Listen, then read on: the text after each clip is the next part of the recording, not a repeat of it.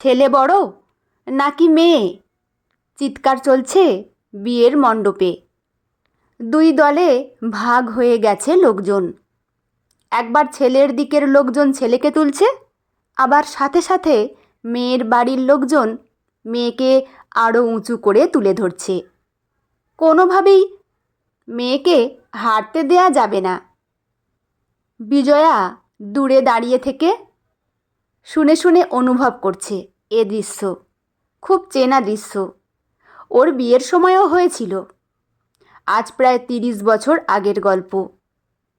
এখন চারিদিকে আধুনিকতার ছোঁয়া, কিন্তু এই পুরনো ছবিটার কোনো পরিবর্তন হয়নি।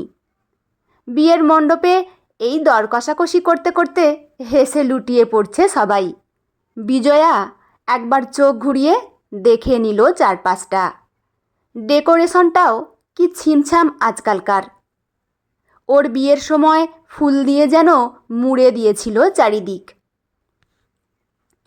ফুল লাগানোতে কোনো পরিকল্পনা ছিল না। একটার পিঠে আর একটা চাপিয়ে সাজিয়ে রেখেছিল। আর এখন দূরত্ব মেপে মেপে বসানো হয়েছে অর্কিড আর গোলাপ। একটার সাথে আর একটার দূরত্ব একদম যেন স্কেল দিয়ে মাপা। কোথাও অতিরিক্ত ঘিঞ্জি নেই। আর ফুল পুরোটাই রানী, সাদা আর সবুজ। মাত্র এই 3টে রঙের ফুল দিয়ে সাজানো পুরো বিয়েবাড়ি। ভালো লাগছে বিজয়ার। আধুনিকতায় কেমন যেন মাদকতা আছে। মেয়ে বাড়ির রুচিও আছে মানতে হবে। বেশ ভালো হয়েছে সাজটা। বিজয়া দূর থেকেই দেখল বিয়ের কনেকে অনেকটা উপরে উঠিয়ে দিয়েছে। খিলখিল করে হাসছে গুনগুন। বিয়ের কনের সেই লাজুক ভাবটা যেন হারিয়ে গেছে। পড়ে যাচ্ছে দেখে হাত বাড়িয়ে গুনগুন ধরে নিল মহুলের কাঁধ। মহুলও হাত বাড়িয়ে ধরল বউয়ের হাতটা। বিজয়া চোখটা নামিয়ে নিল। আজকালকার ছেলে মেয়েদের মধ্যে লজ্জা ব্যাপারটা বেশ কম। এত লোকের সামনে ব্যাপারটা বেশ দৃষ্টিকটু। বিষয়টা একটু খারাপ লাগলো বিজয়ার। ও জানে পরে ঠিক কথা হবে এই নিয়ে। কলেজ থেকে প্রেম এই মহুল আর গুনগুনের। কত সাবলীল ছিল ওরা। কলেজ ফেরত বাড়ি আসতো, ঘন্টার পর ঘন্টা বসে পড়াশোনা করত। বিজয়া নিজের হাতে গিয়ে জলখাবার করে দিয়ে আসতো। চোখে লাগার মতো কোনো দৃশ্য চোখে পড়েনি কখনো। যদিও ছেলের মা হিসেবে সেটা পড়ার কথাও না, তবে পড়েছিল পাড়ার লোকজনের চোখে। কানাঘুষোয় অনেক কথা শুনেছিল বিজয়া। তাই মহুলের চাকরিটা হয়ে যেতেই তাড়াতাড়ি বিয়েটা ঠিক করে ফেলেছিল বিজয়া। জিন্স টপ পরে আসতো গুনগুন। বিজয়ার খুব ভালো না লাগলেও আপত্তি করেনি, কারণ ওদের সময়ের সাথে ব্যাপারটা গুলিয়ে ফেললে ঝামেলা বাড়বে। আর ওই একটি ছেলে, বিজয়ার আর নিখিলের। নিখিল একটু গাইগুই করত, কিন্তু বিজয়ার চুপ থাকার জন্য খুব বেশি প্রাধান্য পায়নি সেসব। আরে মামি, তুমি এখানে দাঁড়িয়ে? জোজোর কথায় চমকে গেল বিজয়া। শুনল চারিপাশে উলু আর শঙ্খের ধ্বনি। মুখ উঠিয়ে দেখল বিজয়া, মালা বদল শেষ। ওরা বসে পড়েছে। জোর কদমে বিয়ের মন্ত্র পাঠ করছেন ঠাকুরমশাই। বিজয়া দেখল জোজো তাকিয়ে আছে। একমাত্র ননদের ছেলে এই জোজো। মহুলের থেকে বছর 3 ছোট। দাদার বিয়েতে জোজোর দায়িত্ব অনেকখানি। বিজয়া বলল, খেলি, কেমন করেছে মেয়ে বাড়ির খাওয়া দাওয়া? কেমন একটা প্রতিযোগীর ভঙ্গিতে বলল বিজয়া। জোজো বলল, স্টার্টার খেয়েছি। বিজয়া অবাক হয়ে তাকিয়ে আছে। জোজো হেসে বলল, অর্ধেক খেয়ে আসলাম। এই যেমন চিকেন পকোড়া, ফিশ বল, দই বড়া, মোমো। বিজয়া বলল, আমরাও করব এই সব। জোজো বলল, এটা তো শুরু, মেন কোর্স তো বাকি, ওটা দাদাভাই আর গুনগুনদির সাথে খাবো। বৌদিকে নাম ধরে দিদি বৌদি বলবি, বিজয়া ধমক দিয়ে বলল। জোজো বলল, চুপ করো তো, আজকাল ওই সব সেকেলে নামে কেউ ডাকে না, আর ওর পারমিশন নিয়েই দিদি ডাকছি, বুঝলে? আধুনিকতায় সম্পর্কগুলো কেমন বদলে যায়, দেওর সরাসরি ভাইয়ে পরিণত হয়। তবে যাই হোক না কেন, আন্তরিকতা আছে। এই আধুনিকতাটুকু খারাপ লাগলেও হজম করে ভালো লাগানোর চেষ্টা করছে বিজয়া প্রতিদিন, প্রতি মুহূর্ত। বৌদি, মহুল ডাকছে তোমায়। বিজয়া শুনল ওর ননদ রুমি এসে বলল। বিজয়া বলল, মানে? বিয়ের মঞ্চে আমি যাব কি করে? রুমি বলল, কি বলি বলো তো, বড্ড জেদ আজকালকার ছেলে মেয়েগুলোর। গুনগুনের পিসি কত বোঝাচ্ছে। বিজয়া অবাক হয়ে বলল, কি বোঝাচ্ছে? রুমি গলাটা নামিয়ে বলল, তোমার বৌমার দাবি মা না আসলে সিঁদুর পড়বে না। বলে একটু থামল রুমি। মুখ দেখে বেশ বোঝা গেল ওর একদম পছন্দ হচ্ছে না এসব। বিজয়া বলল, সে কি? রুমি বলল, তবে আর বলছি কি, সেই থেকে তোমার ছেলেরও বায়না, তাহলে মাকেও ডাকো। বিজয়ার আজ আসার কথাই ছিল না। ছেলের মাকে নাকি বিয়েতে যেতে নেই, ছেলের বিয়ে দেখতে নেই, তাতে নাকি অমঙ্গল হয় ছেলের। শুধুমাত্র মহুলের জেদে এসেছে, তাও এই শর্তে বিয়ের মণ্ডপে যাবে না। তাই করেছে। অনেকটা দূরেই দাঁড়িয়ে আছে বিজয়া।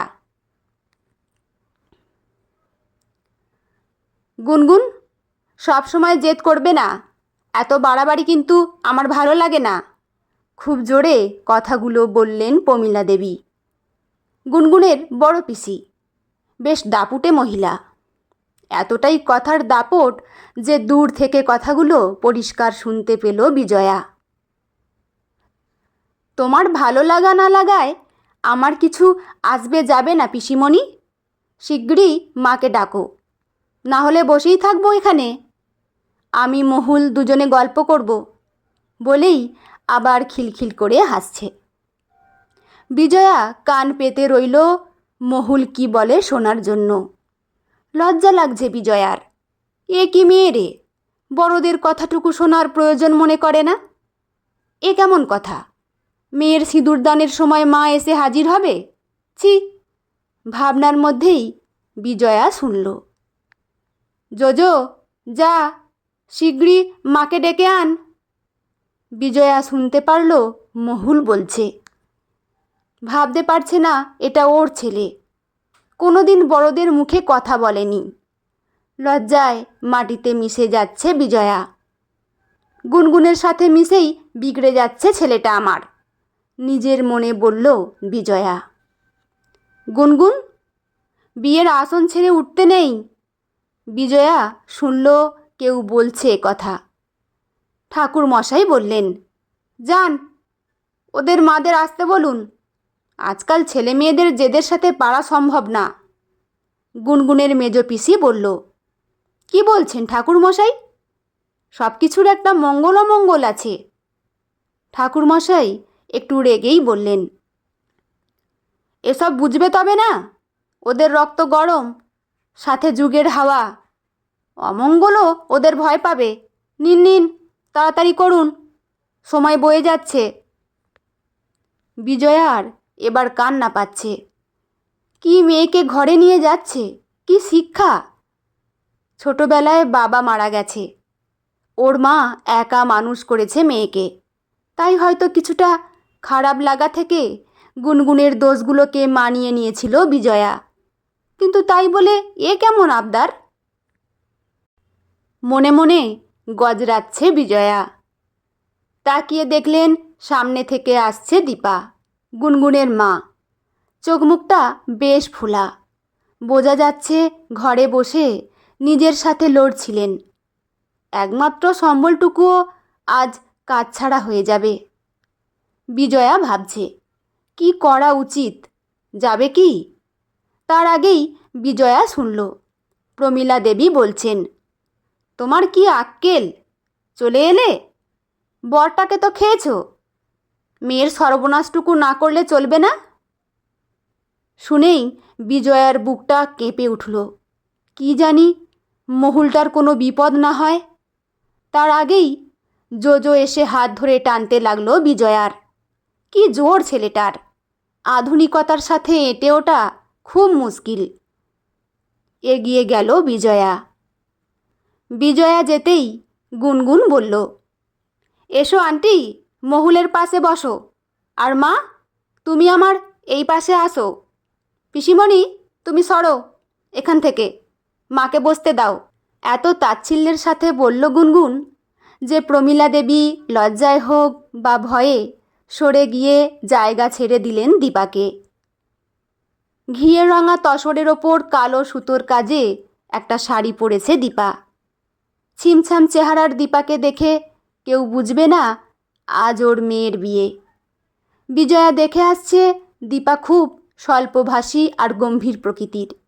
গল্পের ছলে বলেছিল একবার, এই বেশটা ধরে রেখেছে অস্ত্র হিসেবে, না হলে কম বয়সী বিধবা দেখলে আশপাশ থেকে সবাই ছিঁড়ে খেত। গুনগুন এক হাত দিয়ে মাকে ধরে বলল, যে মা জন্ম দিল, বাবা মারা যাওয়ার পর আর একটা বিয়ে না করে বুকে আগলে রেখে মানুষ করলো, সে মা নাকি অমঙ্গল আনবে। অমঙ্গল? My foot! বিজয়া দেখল রাগে কাঁপছে গুনগুন। তারপর বলল, নে মহুল, তাড়াতাড়ি সিঁদুরটা পরা, পেটে ছুঁচো স্কিপিং করছে।